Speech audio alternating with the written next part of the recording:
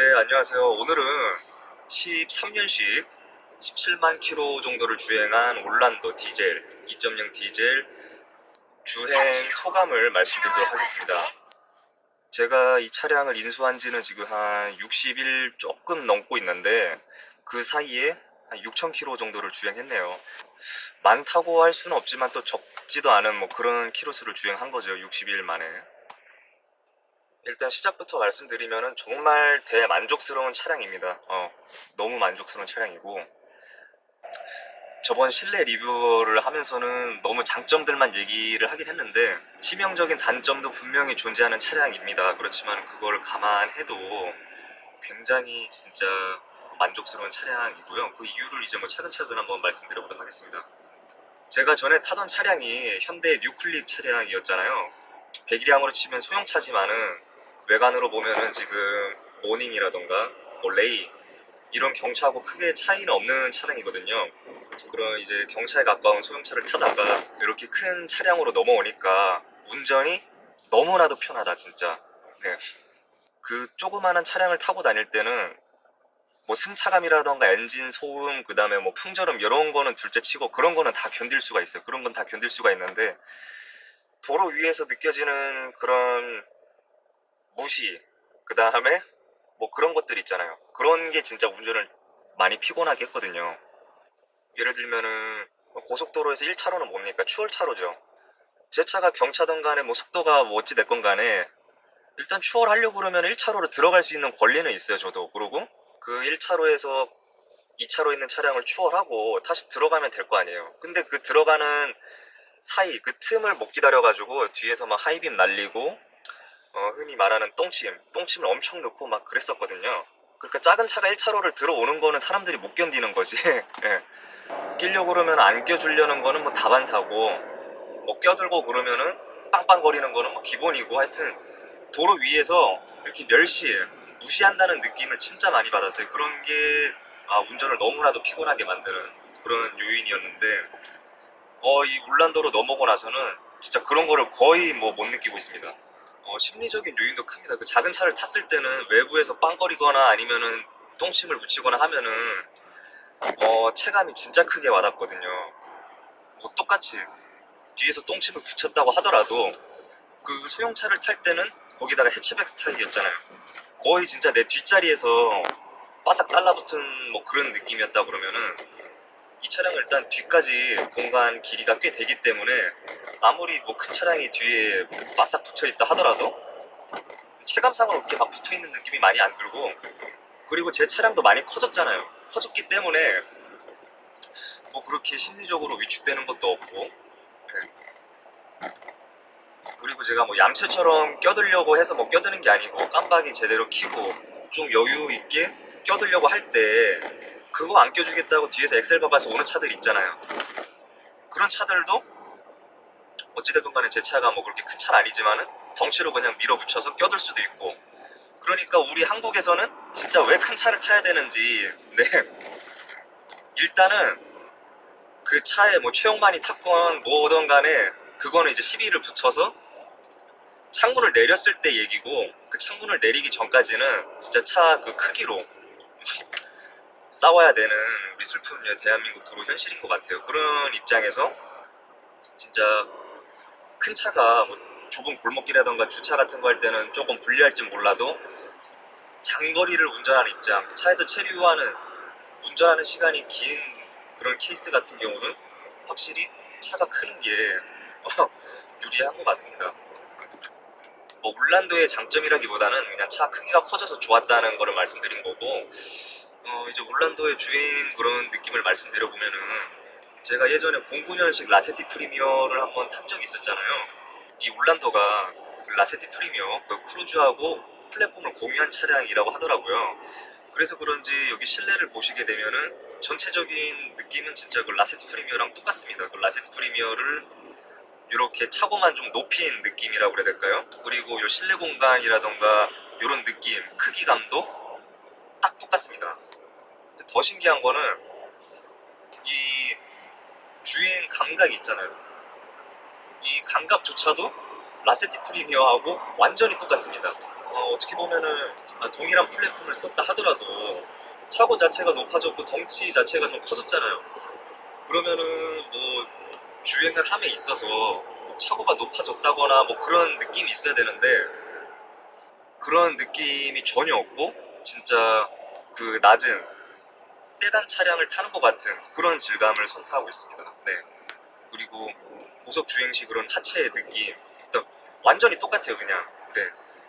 그 라세티 프리미어를 차고만 그대로 올린 그 느낌하고 진짜 똑같습니다. 브레이크 감각, 뭐 엑셀 감각, 그 다음에 뭐 핸들 돌릴 때라던가 뭐 하여튼 그 모든 감각이 완전히 동일합니다.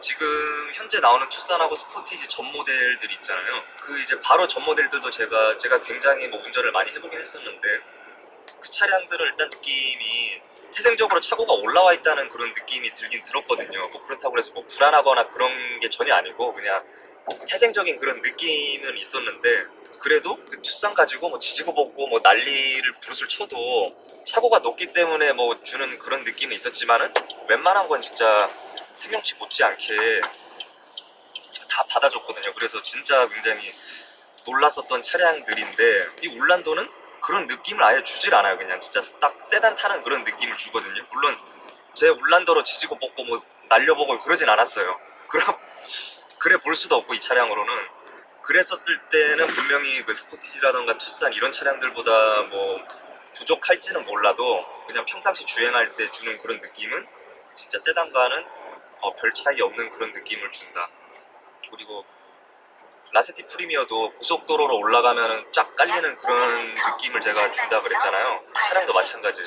시내보다는 고속도로 올라갔었을 때 이제 뭐 100km, 110, 120, 뭐 140, 160까지 가서도 차고가 높아서 뭐 그런 느낌 그런 건 전혀 없습니다. 대신에 그거는 있습니다. 이게 아무래도 진짜 바람이 심하게 부는 날에는 흔들리는 뭐 그런 건 있습니다. 네. 그거 제외하고는 낮은 차량인 라세티 프리미어 그 세단을 타는 느낌하고 진짜 똑같고요. 그리고 제가 뭐 엑셀 페달링 하는 감각 그 다음에 브레이크 뭐 이런 게 진짜 똑같다 그랬잖아요. 브레이크 페달 밟을 때도 라세티 프리미어가 초반에 막 밀렸거든요. 그리고 끝으로 갈수록 담력을 이제 잡아주는 그런 느낌. 그러니까 현대 기아 자동차들만 타다가 이 차량 넘어오면 이거 브레이크 너무 밀린다 그런 느낌을 줬는데 그 담력도 똑같고요. 근데 여기서 한 가지 또 의문이 드는 거는 최근에 제 친구가 이제 말리부 8세대를 중고로 출고를 했거든요. 근데 그 차량을 타니까 그 차량은 브레이크 담력이 초반부터 이렇게 좀 오는 거예요. 현대 기아 자동차들보다는 덜 하지만은 그래도 이거보다는 초반에 담력이 빠릿하게 온다. 그런 걸 봤었을 때는 이게 라세티 프리미어하고 지금 제가 타고 있는 울란도가 뭐 브레이크 오일이라던가 아니면 이런 정비가 좀 잘 안 돼가지고 이게 밀리는 건가 뭐 거기까지는 자세히 모르겠습니다. 근데 그 브레이크 페달 담력도 완전히 동일하고요. 근데 그렇다고 해서 브레이크 페달을 깊숙이 밟을수록 잡아주기 때문에 그렇게 또 막 밀린다는 느낌은 없어요. 네. 진짜 내가 브레이크를 급하게 밟아야 됐었을 때 이렇게 팍 깊숙이 밟으면은 또 다 잡아주기 때문에 그래서 이게 신차였었을 때 한번 타봐야지 본래 느낌이 어떤 건지 알 수 있을 것 같은데 지금은 이게 뭐 정비가 안 돼가지고 이렇게 되는 건지 아니면 원래 이런 건지 좀 아리송합니다. 그리고 우리 쉐보레 차량들의 맞는 공통 단점 바로 미션. 진짜 이 미션이 차량의 한 뭐 장점을 한 50% 이상 깎아먹는 것 같습니다. 제가 연식으로 치면 13년식이지만은 14년형 모델입니다. 14년형 모델부터는 뭐 뒤에 리어 벤트라던가 후석 열선 시트도 들어가고 미션도 젠2, 젠1에서 젠2로 업그레이드 되고 뭐 그랬다고 하는데 제 차량에 젠1이 들어갔는지 업그레이드된 젠2가 들어갔는지 확실히 잘 모르겠어요. 뭐 업그레이드된 젠2가 들어갔다 그러면은 사실상 뭐 젠1이 들어갔던 라세티 프리미어하고 별 차이가 없다고 좀 생각이 들거든요. 그래서 이런 걸 보면 또 젠1이 들어갔나 싶기도 하고 미션이 진짜 막 차량을 때려 부수게끔 막 그런 충동이 드는 그런 미션입니다. 역시나 그나마 다행인 거는 그 2.0 디젤의 토크발로 그 답답한 미션을 커버치긴 칠 수가 있어요. 라세티 프리미어는 준준형 치고 무거운 그런 차체를 집어넣어놓고서 1.6 엔진을 장착하고 거기다가 어리버리타는 그런 미션을 집어넣기 때문에 진짜 환상의 대조합이었는데, 그나마 이 울란도 같은 경우는 2.0 디젤의 그 토크 발로 어리버리타는 그 미션 어느 정도 이제 커버가 가능한 부분이거든요. 그리고 라세티 프리미어는 가속하거나 그럴 때 힘이 부족하니까 조금만 밟으면 이제 킥다운, 기어 단수를 내렸다가 올렸다가 하는 걸 지가 알아서 이렇게 하는데, 그걸 이제 뭐 빠릿빠릿하게 못하니까 진짜 미치고 팔짝 뛰는데, 이 2.0 디젤 같은 경우는 내가 가속을 하고 싶어서 페달을 좀 깊숙이 밟아도 기어 단수를 이렇게 한 단 떨구는 일이 조금 드물어요. 힘이 충분히 넘치기 때문에 그냥 그 상태로 바로 이제 힘으로 밀어붙이거든요. 그러니까 라세티 프리미어를 탈 때하고 이제 똑같이 뭐 미션은 대환장이지만은 그거를 이제 체감하기는 좀 어렵다. 아, 그리고 이제 미션 얘기하다 보니까 이제 생각이 났는데, 제가 처음 차량을 인수했었을 때는 디젤 차량답게 낮은 RPM에서 기어 이렇게 변속이 이루어졌거든요. 뭐 예를 들면은 1500, 뭐 1800 RPM 선에서도 알아서 그냥 기어를 업다운하고 막 그랬었습니다. 근데 제가 언덕길 같은 데로 올라갈 때는 RPM을 좀 올려놓은 상태에서 매뉴얼 모드로 기어 단수를 고정해놓고 그렇게 올라가거든요. 그리고 또 디젤 차량은 2000 RPM 이상으로 한번 이렇게 시원하게 좀 이제 후려줘야지 이 매운도 좀 이렇게 빼고, 그렇기 때문에 좀 웬만한 높은 언덕은 그냥 뭐 2000 RPM으로 고정해놓고 그냥 쭉 올라가는 스타일을 그렇게 고수를 했거든요. 아, 근데 그러다 보니까 그 ECU가 이상한 걸 학습을 한 것 같아. 얘가 이제 웬만하면은 2000 RPM 이하에서는 기어 변속을 안 하더라고요. 그러니까 상황이 역으로 바뀐 게, 이제는 기어 단수를 업하기 위해서 매뉴얼 모드를 쓰고 있습니다. 아이러니하죠?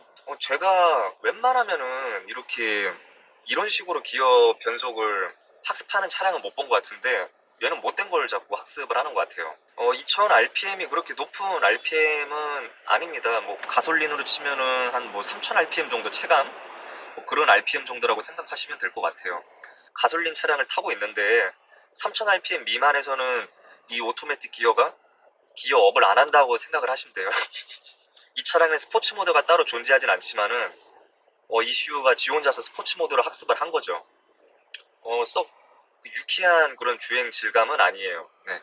스포츠 모드로 그냥 이런 도로 주행을 해보신 분은 알겠지만은 RPM은 올라가니까 엔진 소음은 커지지, 그리고 엑셀을 떼면은 엔진 브레이크가 걸려서 꿀렁꿀렁거리지. 그러니까 뭐 결코 그렇게 좋은 일은 아니죠. 그리고 지금 울란도 차량은 1500과 2000 RPM 사이에서 주는 그 토크감이 진짜 그 재미인데, 이게 2000 RPM에서 자꾸 기어 변속을 하다 보면은 그 토크감을 좀 느끼기가 좀 어려워요. 네, 높은 RPM으로 이제 기어 변속이 되다 보니까.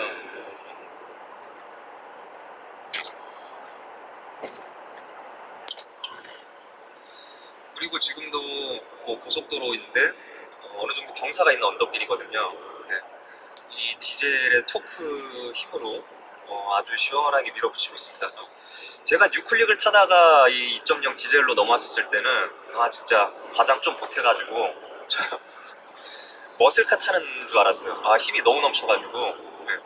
제가 디젤 엔진을 좋아하는 이유이기도 합니다. 관리적인 측면이라던가 뭐 환경 뭐 그런 걸 일단 둘째 치더라도 제 운전 스타일하고는 디젤이 확실히 맞거든요. 제가 이렇게 높은 RPM으로 쏘는 스타일은 아니고 지그시 이렇게 그냥 밀어붙이는 운전 스타일인데, 그런 운전 스타일은 이제 디젤하고 아주 잘 맞죠.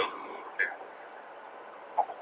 그리고 14년형부터는 흔히 말하는 뭐 전자식 핸들이 들어가는 것 같은데, 그 전에는 뭐 유압식 핸들이었던 것 같아요. 제 차량은 속도 감음형 같은 그런 전자식 핸들이 들어갔다고 하는데, 처음에 이 차량을 인수했었을 때는 확실히 이게 전자식 핸들이구나, 핸들이 굉장히 가벼웠거든요. 주차를 하거나 그럴 때. 그랬는데 어느 순간부터 갑자기 핸들이 너무 무겁게 느껴지는 거예요. 주차가 쉽지가 않다라고 이제 생각이 들면서 생각해보니까 이 핸들이 현대 뉴클릭 탈 때하고 똑같이 무거운 거예요. 주차할 때도 그렇고.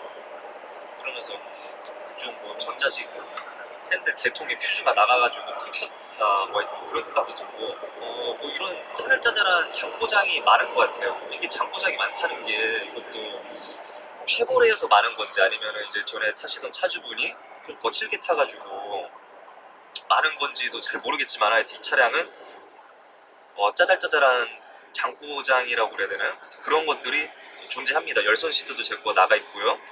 그리고 이 핸들도 그 유격 구간 있잖아요. 이렇게 좀 살짝 이렇게 하는 그런 구간에서 뭐 하여튼 뭐 그런 소리도 나고 사소한 부분에서도 장고장이 좀 많은 편인 것 같아요. 물론 현대 기아자동차들도 있겠지만은 아무래도 쉐보레에서 뭐 더 돋보이는 것 같기도 하고 그리고 뭐 유리 미션 그리고 뭐 냉각수와 엔진 오일의 뭐 혼유부터 해서 큼지막한 이슈들이 많은 제조 회사죠. 근데 다행히 13년식이고 17만 킬로까지 그런 이슈가 없었다는 거는 뽑기가 잘 된 차량인 것 같고 앞으로도 그런 큰 이슈가 발생되기는 어렵지 않을까라는 이제 추측을 해봅니다. 네. 그리고 이 차량을 타시는 전 차주분, 그러니까 아버지 친구분도 매뉴얼 모드로 시프트 다운을 뭐 즐겨서 하셨다 그래요. 그럼에도 불구하고 지금 17만 킬로를 버텼다는 거는 어느 정도 이 미션은 그래도 뭐 미션 올 정도만 갈아주면은 꽤 오래 버티지 않을까라는 저의 이제 희망 사항이죠. 그리고 디젤 엔진 치고 좀 조용한 편인 것 같아요. 태생적으로 1, 2년 지나면은 소음이 올라오는 게 디젤이기 때문에 어쩔 수 없는데 지금 뭐 90km, 100km에서는 1500rpm을 유지하고 있고요.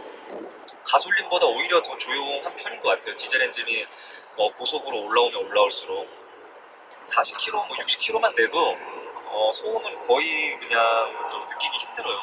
정차할 때라던가 뭐 3, 40km 미만 구간에서는 확실히 디젤 같은 그런 소음이 있긴 있고요. 그래도 저는 딸딸딸거리는 소음을 감안하더라도 저는 디젤 엔진이 저하고는 잘 이제 맞는 것 같습니다. 그걸 감안하고도 저는 디젤을 탈 것 같아요. 연비를 말씀드려 보면은 진짜 잘 나와요. 제가 거의 고속도로 위주이기 때문에 고속도로에서 뭐 정속 주행만 한다고 하면은 실연비 풀 투 풀로 측정했었을 때 리터당 17km 정도는 뽑아주고요. 네. 물론 고속도로 위주라고 하지만은 거기서 이제 한 20%는 시내 주행이고 시내 주행만 이렇게 했었을 때는 아마 리터당 10km 정도 될 것 같긴 해요. 네. 근데 거의 시내 주행만 해본 적이 없기 때문에 무조건 고속도로가 끼기 때문에 통상적으로 뭐 그런 걸 다 감안했었을 때 저의 그런 뭐 도로 여건이라던가 운전 스타일은 못해도 리터당 14km 이상은 기본으로 뽑아줍니다.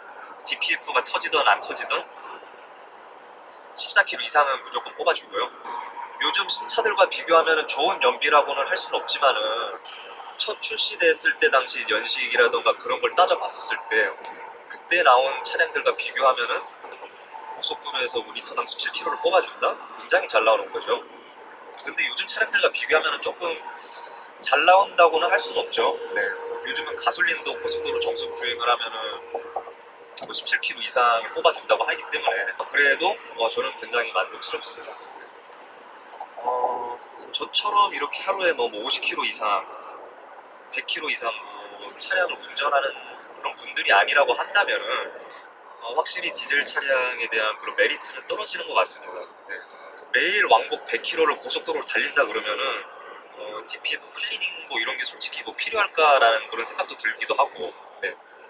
저는 일부러 어느 정도 경사가 있는 언덕길이 나온다고 하면은 그게 바로 디젤 매연을 뺄 수 있는 그런 구간이라 생각하고 2000rpm에 고정을 한 상태에서 그렇게 올라갑니다.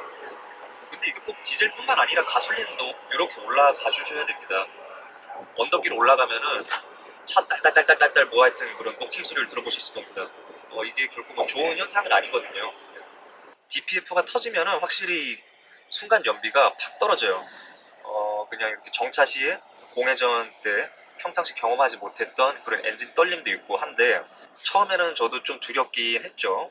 이 DPF 가동 중에는 시동을 끄면 안 된다. 그런 얘기들이 많이 있잖아요. 근데 아, 내가 언제 얘가 뭐 1, 2분 돌리는 것도 아니고 DPF 터졌다 그래가지고 차 안에서 10분, 20분 이렇게 또 가만히 앉아 있을 수도 없잖아요. 그래서 그냥 뭐될 대로 하고 시동을 껐죠. 시동을 끄니까 알아서 그래도 몇 분 정도는 지가 도는 것 같아요.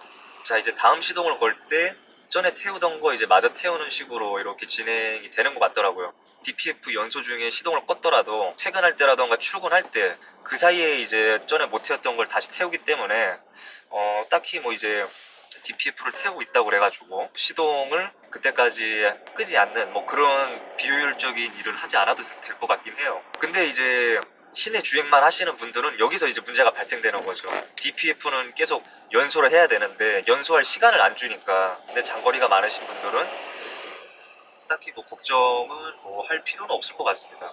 2단에서 3단, 3단에서 4단 넘어갈 때 가끔씩 0.5단이 뭐 단수가 껴있는 것 같아요. 그러니까 초반에 가속할 때 옆 차들은 이만큼 막 저렇게 나가 있는데 저는 그걸 따라가려고 그러면은 엑셀을 길게 밟아가지고 그냥 얘가 기어 변수를 따다다 빨리 치고 나갈 수 있게끔 변속할 수 있게끔 만들어줘야 된다라는 건데 초반 출발하거나 그럴 때 저는 가속 페달을 깊게 밟아서 가속하는 편이 아니거든요. 스무드하게 이제 변속을 하는데 그 스무드하게 변속하는 시점에서 불필요하게 기어 단수가 너무 촘촘하고 그리고 빠릿빠릿하게 기어 변속 업을 해가지고 가속을 해야 되는데 하여튼 그게 좀 굉장히 불만족스럽고요. 2단, 3단에서 어마무시한 변속 충격. 제가 고속도로를 출퇴근하기 때문에 정체 구간도 많이 있어요. 정체 구간에서 엑셀을 뗐다 밟았었을 때 뒤에서 누가 나를 한 대 친 것처럼 아니면은 뭐 두동반 운전을 할 때라던가 수동 차량 운전할 때 클러치 조작을 잘못해가지고 한번 꿀렁이는 그런 느낌 있죠. 그런 느낌이 2단, 3단에서 엑셀을 뗐다가 완전히 뗐다가 다시 밟았었을 때는 그 충격이 변함없이 나타납니다. 아무리 스무드하게 엑셀 기털링을 해가지고 스무드하게 하려고 해도 딱 그 어느 정도 이제 출력이 달라붙는 그 순간에는 그 충격이 옵니다. 네. 그게 솔직히 좀 굉장히 불쾌해요. 저는 운전할 때 관성이 안 느껴지게 운전하는 걸 굉장히 좋아하는 타입이거든요. 브레이크 밟을 때도 그렇고 정차할 때, 그 다음에 출발할 때 관성이 안 느껴지게 운전하는 걸 좋아하는데 이 변속 충격이 오는 거는 제가 어떻게 뭐 컨트롤을 할 수가 없으니까. 네. 이게 곧 이제 미션 깨지려는 징조인가. 갑자기 두려워가지고 동호회도 들어가 보고 막 좀 찾아봤어요. 찾아봤는데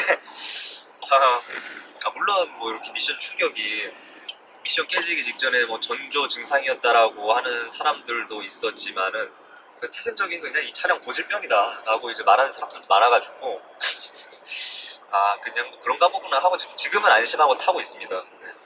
근데 이런 미션 충격이 미션 오일을 교환해주고 그 다음에 미션 오일을 교환해주면서 레벨링을 확실하게 해준 차량들은 이 현상이 줄어들었다고는 해가지고 미션 오일을 한번 또 갈긴 갈아야 되는데 그러니까 미션 오일 레벨링을 확실하게 믿을 수 있게끔 해주는 업체가 있다 그러면은 당연히 돈을 뭐 더 주고라서라도 뭐 그런 데 가서 할 텐데 믿을 만한 곳이 없으니까. 네. 그리고 이제 또 고질병 얘기하니까 공명음이라고 그래야 될까요? 그 하여튼 무슨 소리가 느껴지는 게 하나 있습니다. 이게 이 차량이 타이어 편마모 뭐 그런 이슈도 있는데 타이어 편마모 때문에 올라오는 뭐 그런 거는 아닌 것 같고 가속할 때 어느 딱 그 일정 부분에서 바람 소리인가 뭐 공명음이란가 하여튼 그게 들리는데 호로로로로로 호로로로로로 호로로로로 뭐 이런 소리가 고정적으로 나거든요. 처음 차량을 인수했었을 때는 잘 못 느끼다가 계속 타니까 갑자기 거슬리는 거야 이게 호로로로로 호로로로. 근데 또 처음에는 이게 또 공명음 이게 또 이게 또 뭐야 하다가도 또 동호회 가서 찾아보니까 또 그냥 뭐 고질적인 뭐 어쩔 수 없는 거다 또 태생적으로 그런 거다라고 그래서 그냥 타고 있고요. 지금은 타다 보니까 익숙해져가지고 별로 신경도 안 쓰이고 있습니다. 네.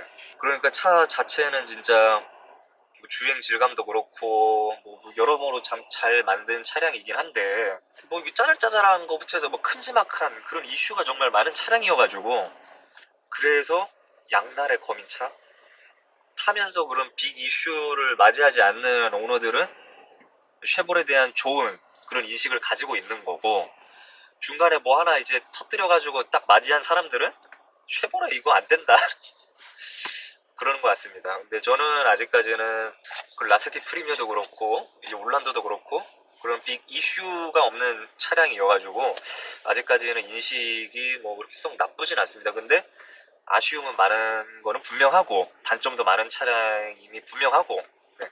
그렇기 때문에 사람들이 현대 기아 자동차를 타는 것이기도 하고 그리고 부품 자체가 비싸요. 부품 자체가 네. 뭐 공인비 이런 거는 쉐보레 센터 들어가면은 뭐 외제차급으로 받는 거는 뭐 당연하고 뭐 그런 건 둘째 치더라도 순정 오일 필터 자체가 3만 원이었던가 2만 원 이상이었는데 말이 됩니까 이게? 그리고 순정 에어 필터 순정 에어 클리너 자체도 비싸요 비싸. 아니 오일 필터가 오일보다 비싸면 어떡하자는 거야. 그래가지고 만 원 미만의 보쉬 제품을 써야 될지 디젤 차량이라고 하더라도 오일 필터 한 8,000원인가 7,000원이거든요. 근데 이게 3만원 말이 됩니까 이게. 일단 제가 올란도를 인수한 지 한 60일 정도는 안 됐지만은 뭐 평일에는 왕복 2시간 3시간 가까이를 차에서 지내고 타면서 그런 느낀 점은 뭐 이렇습니다. 여기서 뭐 더 추가적인 이슈라던가 뭐 그런 부분들이 있으면은 뭐 다시 한번 영상을 찍어 보도록 하겠고요. 주행하면서 뭐 느낀 점들은 이만 마치도록 하겠습니다. 감사합니다.